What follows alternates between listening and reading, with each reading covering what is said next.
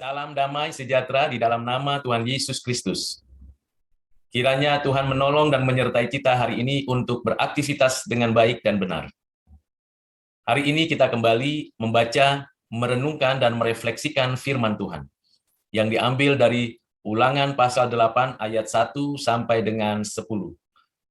Sebelum kita membaca dan merenungkannya, mari kita terlebih dahulu berdoa memohon hikmat, pencerahan, dan kekuatan dari Allah kita, dan kita bersama-sama dapat menerapkannya dalam kehidupan kita. Mari kita berdoa. Bapa Surgawi, di dalam nama Tuhan Yesus, kami sungguh bersyukur untuk segala anugerah-Mu, pertolongan-Mu, dan penyertaan-Mu. Kami bersyukur untuk segala kebaikan-Mu dan segala sesuatu yang Engkau janjikan kepada kami.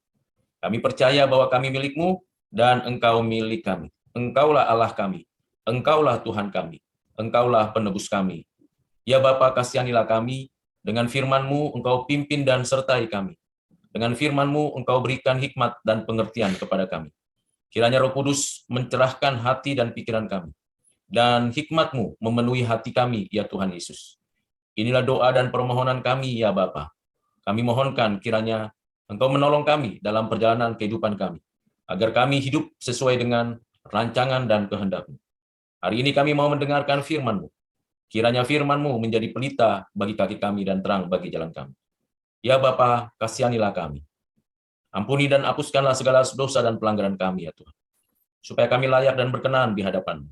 Terima kasih, ya Bapa. Inilah doa dan permohonan kami yang kami sampaikan kepadamu, ya Bapa di surga. Di dalam nama Tuhan Yesus Kristus, Tuhan kami, Juru Selamat kami, dan penebus kami satu-satunya. Amin. Bapak, Ibu, Saudara yang kekasih di dalam Kristus, mari kita mendengarkan dan membaca firman Tuhan dari Ulangan pasal 8 ayat 1 sampai dengan 10. Demikianlah firman Tuhan. Segenap perintah yang kusampaikan kepadamu pada hari ini, haruslah kamu lakukan dengan setia supaya kamu hidup dan bertambah banyak, dan kamu memasuki serta menduduki negeri yang dijanjikan Tuhan dengan sumpah kepada nenek moyangmu. Ingatlah kepada seluruh perjalanan yang kau lakukan atas kehendak Tuhan Allahmu di padang gurun selama 40 tahun ini, dengan maksud merendahkan hatimu dan mencobai engkau untuk mengetahui apa yang ada dalam hatimu, yakni apakah engkau berpegang pada perintahnya atau tidak. Jadi ia merendahkan hatimu, membiarkan engkau lapar dan memberi engkau makan mana yang tidak kau kenal dan yang juga tidak dikenal oleh nenek moyangmu, untuk membuat engkau mengerti bahwa manusia hidup bukan dari roti saja, tetapi manusia hidup dari segala yang diucapkan Tuhan. Pakaianmu tidaklah menjadi buruk di tubuhmu dan kakimu tidaklah menjadi bengkak selama 40 tahun ini. Maka haruslah engkau insaf bahwa Tuhan Allahmu mengajari engkau seperti seorang mengajari anaknya. Oleh sebab itu haruslah engkau berpegang pada perintah Tuhan Allahmu dengan hidup menurut jalan yang ditunjukkannya dan dengan takut akan Dia.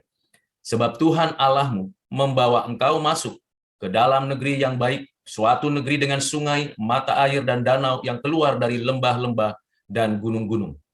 Suatu negeri dengan gandum dan jalainya, dengan pohon anggur, pohon ara, dan pohon delimanya. Suatu negeri dengan pohon zaitun dan madunya. Suatu negeri di mana engkau akan makan roti dengan tidak usah berhemat, di mana engkau tidak akan kekurangan apapun. Suatu negeri yang batunya mengandung besi dan dari gunungnya akan kau gali tembaga.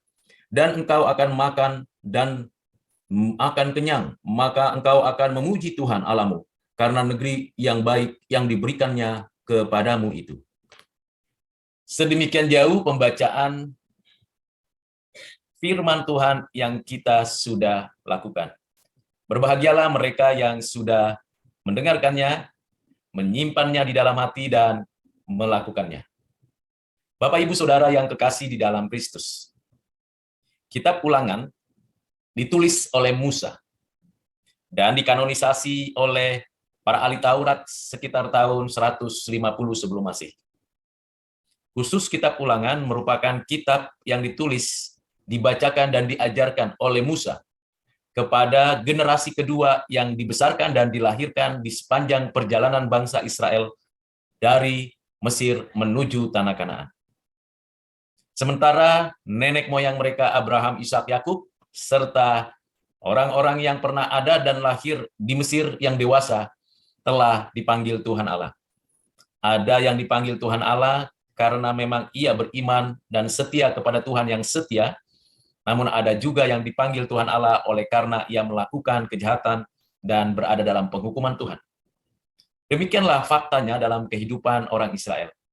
Dan Tuhan adalah Tuhan yang setia pada janjinya, pada covenant yang dinyatakannya, baik kepada Adam, kepada Nuh, terlebih khusus kepada Abraham.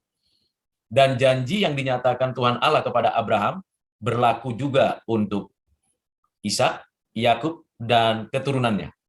Bangsa Israel terhisap dalam keturunan Yakub yang disebut sebagai bangsa Israel. Dan bangsa ini berada di dalam covenant yang Tuhan nyatakan. Bangsa Israel telah menerima hukum Taurat sebagai pedoman di dalam kehidupan mereka.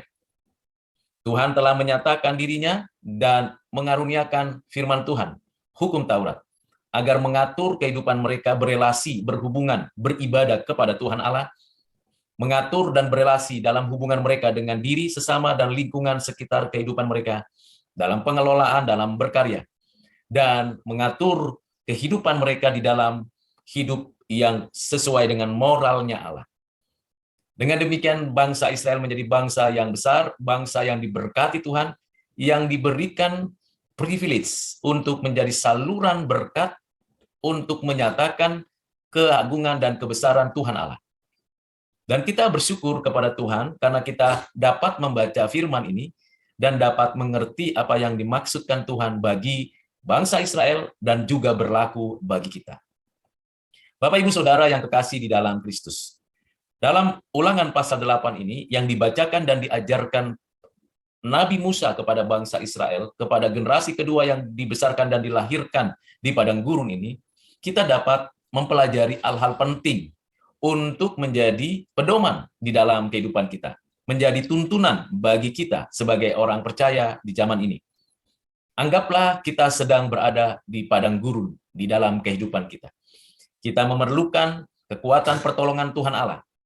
Kita berada di dalam covenant-Nya, dan kita bersyukur ada Roh Kudus yang selalu mengingatkan kita akan kebenaran dan memimpin kita kepada seluruh kebenaran untuk memuliakan Tuhan Yesus Kristus. Dan di dalam Kristuslah kita menyapa dan memanggil Allah kita dengan panggilan yang paling dekat, yaitu Bapa di surga. Mari kita pelajari dan telusuri hal-hal penting apa yang diajarkan di dalam Ulangan pasal 8 ayat 1 sampai dengan 10. Di dalam ayat yang pertama dituliskan demikian, segenap perintah yang kusampaikan kepadamu hari ini, haruslah kamu lakukan dengan setia, supaya kamu hidup dan bertambah banyak, dan kamu memasuki serta menduduki negeri yang dijanjikan Tuhan dengan sumpah kepada nenek moyangmu. Nabi Musa mengingatkan bangsa Israel, dan termasuk mengingatkan kita, untuk kita mendengar perintah Tuhan. Mendengar itu bukan hanya sekedar tahu informasinya, mengerti isinya, tapi lebih daripada itu adalah menghayati setiap perintah Tuhan, mengukirkannya di dalam hati kita, dan kita secara sadar mengomitmenkan semua firman Tuhan itu di dalam hidup kita agar kita lakukan. Musa mengatakan, haruslah kamu lakukan dengan setia. Firman Tuhan bukan untuk diperdebatkan. Firman Tuhan bukan untuk diketahui saja, dimengerti saja, dipahami dengan begitu limpah dan kompleks. Musa mengendaki umat Tuhan seperti yang diperintahkan Tuhan kepadanya. Kita setia melakukan firman Tuhan. Ini hal yang perlu kita renungkan dan refleksikan di dalam kehidupan kita. Seberapa jauh dan seberapa dalam kita melakukan firman Tuhan dengan setia.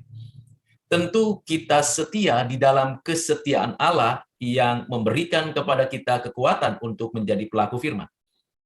Tentu kita tidak hanya pandai mengkotak-katik ayat firman Tuhan, menafsirkannya, menghafalnya, bahkan mengajarinya kepada orang lain, seperti orang Farisi, Saduki, ahli Taurat, seperti orang-orang munafik. Tidak demikian. Kita setia melakukannya. Bagaimana mungkin kita bisa setia melakukannya? Tentunya kita memerlukan pimpinan tuntunan Roh Kudus. Kiranya Roh Kudus menolong kita untuk setia kepada Tuhan, setia melakukan firman Tuhan. Ada proses, ada kemungkinan kita tidak setia, ada kemungkinan kita jatuh, ada kemungkinan kita tidak berdaya.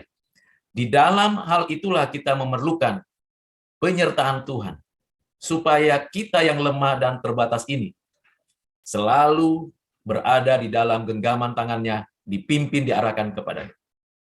Seperti layaknya seorang anak yang mau menyeberangkan dirinya ke jalan, perlu ada orang yang lebih dewasa, yang lebih tahu situasi dan kondisi supaya anak ini bisa menyeberang dari satu tempat ke tempat lain.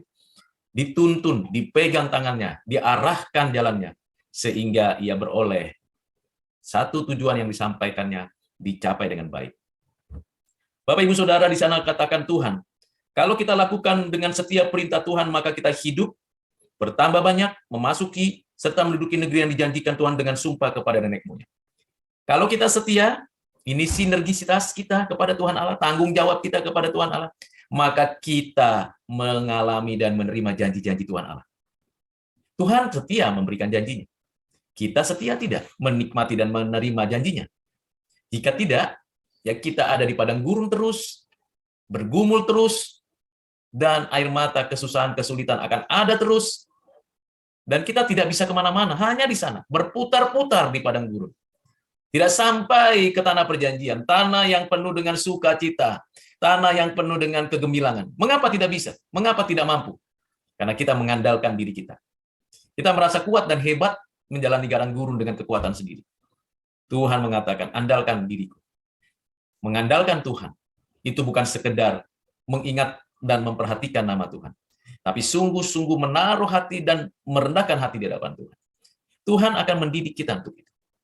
Di ayat 2 dikatakan, ingatlah kepada seluruh perjalanan yang kau lakukan atas kehendak Tuhan Allahmu di padang gurun selama 40 tahun ini, dengan maksud merendahkan hatimu dan mencobai engkau untuk mengetahui apa yang ada dalam hatimu, yakni apakah engkau berpegang pada perintahnya atau tidak. Remember, ingatlah. Kita sering lupa bahwa Tuhan itu adalah Tuhan yang setia, dan Ia adalah Tuhan yang menyatakan kasih setianya dengan berbagai pemberian-pemberian, kebaikan-kebaikan, terlebih khusus anugerah keselamatannya. Ingatlah, kita dulu di dalam kegelapan, kita hidup di dalam ketidakbenaran, kita menjadi musuh Allah oleh karena kejahatan kita. Ingatlah Tuhan membawa kita, menarik kita, mengeluarkan kita dari kegelapan itu, dan kita ada di dalam terang sekarang. Kita bukan lagi menjadi anak-anak terang. Kita adalah anak-anak terang. Bukan menjadi, tapi adalah anak-anak terang. Mengapa demikian? Karena kita dibawa, ditarik, dimasukkan oleh Tuhan Allah berdasarkan kasih-Nya di dalam dan hanya melalui anaknya Tuhan Yesus Kristus yang telah mati, bangkit, dan telah menyatakan keagungannya. Oleh Roh Kudus itu diterapkan, dan kita menikmati berbagai bimbingan, arahan, berkat-berkat jasmani dan rohani. Ingatlah akan hal itu. Seringkali kita lupa. Bahkan melupakan masa lalu yang dimana Tuhan menyatakan kebaikannya. Hitunglah berkat-berkat Tuhan setiap hari. Kita akan kagum akan kebaikan Tuhan. Akan terheran-heran betapa Tuhan itu baik sekali dan mulia sekali dan agung sekali. Sehingga kita bisa sampai di tempat ini saat ini. Bapak, Ibu, Saudara yang kasih dalam Kristus, Nabi Musa mendorong dan mengingatkan semua umat Tuhan. Ingatlah, Tuhan itu yang memimpin. Tuhan memimpin di dalam rancangannya, kehendaknya. Untuk apa? Kita dipimpin begitu rupa, begitu rumit, begitu kompleks untuk membentuk dan memperlengkapi kita. Untuk kita bisa mengerti apa yang lebih berharga dari apapun yang kita raih. Bapak, Ibu, Saudara, apa yang sudah kita pelajari dari perjalanan sejarah hidup kita? Perjalanan sejarah tidak bisa dihapuskan dalam ingatan kita. Hanya saja kita harus ingat yang mana yang Tuhan nyatakan kehendaki, dan kita melupakan yang jahat yang tidak berkenan di hati Tuhan. Ingatlah akan apa yang Tuhan kerjakan dalam hidup kita. Untuk apa Tuhan merendahkan hati kita dan menguji kita? Supaya dinyatakannya, apakah benar? Apakah sungguh-sungguh kita orang Kristen? Apakah benar-benar kita mengakui dengan pengakuan iman kita yang tiap minggu mungkin kita lontarkan? Bahkan di dalam kita menyapa seseorang secara digital melalui Berbagai media kita menggunakan kata Tuhan Yesus memberkati, Tuhan Yesus menyertai. Apakah benar kita menyadari hal itu? Apakah itu bukan hanya sekedar keagamaan belaka yang tidak lebih daripada orang-orang munafik dan fanatik? Tidak demikian, Bapak Ibu Saudara. Kita adalah orang-orang yang diuji hatinya untuk kita diketahui isi hati kita itu sebenarnya seperti apa. Jangan-jangan kita hanya berwajah malaikat tetapi berhati busuk. Jangan-jangan kita hanya mengatakan yang baik-baik padahal kita tidak pernah berbuat baik, atau kita pandai untuk melakukan kebajikan-kebajikan, pelayanan-pelayanan keagamaan kita, tetapi sesungguhnya hidup kita jauh dari hadapan Tuhan. Bapak Ibu Saudara yang kekasih di dalam Kristus, Tuhan menguji. Tuhan tahu isi hati kita. Dunia, orang sekitar kita bisa tipu dan kita bisa katakan ini dan itu. Ribuan alasan bisa kita buat. Bahkan kita pandai mengelak kebenaran. Tetapi Tuhan tahu, Tuhan menguji. Tuhan menguji sampai akhir hidup kita. Sampai sejauh mana kehidupan keimanan kita. Nabi Musa mengingatkan kita dan menyatakan, jadi Tuhan Allah merendahkan hatimu, membiarkan engkau lapar, memberi engkau makan mana, membiarkan dan memberikan sesuatu yang impossible dapat kita terima. Karena kita tidak punya kebiasaan-kebiasaan yang baik selama ini. Tapi Tuhan membiarkan kita mengalami kesulitan untuk menguji. Tuhan membiarkan kita mengalami kesusahan untuk menguji iman kita. Ini tidak mudah, Bapak Ibu. Ini bertentangan dengan teologi sukses yang diajarkan oleh orang-orang jahat itu. Kenapa? Karena ia menganggap bahwa mengikut Tuhan pasti sukses, pasti berhasil, pasti tidak ada sakit, pasti akan mengalami sesuatu yang luar biasa. Jawabannya tidak sama sekali. Mengikut Tuhan, mengujinya dengan cara Tuhan sendiri membiarkan kita dalam kesusahan. Tuhan sendiri yang membiarkan kita dalam kesulitan, agar kita menyadari kebergantungan kita kepada Tuhan. Agar kita terus merendahkan hati dan terus berpaut kepada Tuhan. Sehingga kita tidak sombong, angkuh, dan merasa congkak hati. Bapak Ibu Saudara yang kekasih di dalam Kristus. Jangan sedih, jangan susah, jangan merasa terzolimi, teraniaya karena mengalami kerumitan-kerumitan dalam hidup ini. Ingat, baca pelajari Mazmur 73. Pemazmur itu merasakan suatu ketidakadilan. Lihat Tuhan, orang yang tidak percaya kepadamu sukses berhasil. Sedangkan kami orang-orang percaya kesulitan, kesusahan, makan sehari demi sehari pun sulit sekali. Tuhan menyatakan kehendak. Lihat akhir hidup. Mereka sedang menuju kepada kebinasaan. Dan engkau sedang diuji supaya bisa tahu artinya hidup itu. Bapak Ibu Saudara yang kekasih di dalam Kristus, suatu hal yang relevan sekali bukan dalam kehidupan kita. Ketika kita tidak bisa lagi makan, Tuhan menyatakan kehendaknya. Memberi mana? Bukan hasil usaha kita. Bukan hasil jerih payah kita, tetapi memberinya dari langit. Dan itu adalah mukjizat, tanda keajaiban Tuhan. Ingatlah Bapak Ibu Saudara, dalam perjalanan hidup kita, Tuhan tidak pernah meninggalkan kita dan tidak pernah membiarkan kita sendirian. Dia selalu beserta dengan kita. Makanan manusia bukan dari roti saja, tapi hidupnya dari segala yang diucapkan Tuhan. Firman Tuhan. Itulah kehidupan yang sesungguhnya. Firman Tuhan yang memberi hidup dan kehidupan. Bukan roti saja, bukan berarti kita tidak makan roti, atau tidak makan makanan yang kita terima untuk kita asup, kita nikmati di dalam kehidupan kedagingan tubuh kita. Tidak. Silakan kita mencari makan. Untuk kita bisa sarapan, kita bisa makan siang, makan malam, untuk kekuatan tubuh kita bisa makan beragam macam. Tapi itu tidak memberikan hidup. Yang memberikan hidup dan kehidupan supaya kita bermakna hidup ini adalah firman Tuhan. Apa yang diucapkan Tuhan untuk kita hari ini, itulah yang memberikan hidup. Banyak orang kaya bukan? Banyak orang berlimpah bukan? Cukup, semuanya cukup. Tidak ada yang kekurangan. Tetapi apakah mereka hidup? Tidak. Kalau mereka meninggalkan Tuhan, berpaling dari hadapan Tuhan, memberontak kepada Tuhan, sesungguhnya mereka ada di dalam kematian. Berada dalam penghukuman dan menanti penghukuman kekal. Tetapi kita, sekalipun susah, sulit, tetap kita tahu Tuhan memberi kita kehidupan. Firman Tuhan. Itu sebabnya Bapak Ibu Saudara, mari bersama-sama kita terus mendengarkan, merenungkan, merefleksikan, mengikuti firman Tuhan itu siang malam. Karena itulah kehidupan. Sambil kita bekerja, sambil kita menikmati berkat-berkat jasmani, isi hati dan pikiran dengan firman Tuhan. Tentunya kita tahu pemeliharaan Tuhan. Pakaianmu, kata Nabi Musa kepada bangsa Israel, tidak menjadi buruk di tubuhmu, kakimu tidak menjadi bengkak selama 40 tahun. Pemeliharaan Tuhan. Benar. Apakah kalau kita susah sekali hidup ini, kita tidak dipelihara Tuhan?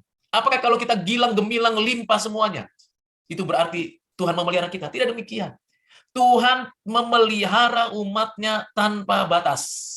Dan kita seringkali tidak menyadari itu. Seringkali kita tidak ingat, dan seringkali kita merasakan hidup ini jauh dari hadapan Tuhan. Tidak demikian, Bapak, Ibu, Saudara. Ingatlah kebaikan Tuhan. Pakaianmu tidaklah menjadi buruk. Tubuhmu dan kakimu tidaklah menjadi bengkak 40 tahun. Itu perjalanan yang panjang, Bapak, Ibu. Kalau kita selama ini sudah hidup senang dan tenang, puji Tuhan, haleluya. Tetapi ada banyak orang yang susah. Tapi ada banyak orang yang susah tapi bergembira hatinya karena suka kita di dalam Kristus. Nabi Musa mengatakan, maka haruslah engkau insaf, sadar, eling, bahwa Tuhan Allahmu mengajari engkau seperti seorang mengajari anaknya. Luar biasa.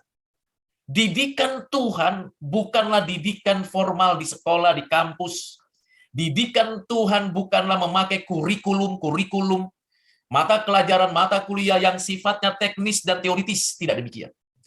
Didikan Tuhan adalah didikan tentang hidup dan kehidupan itu.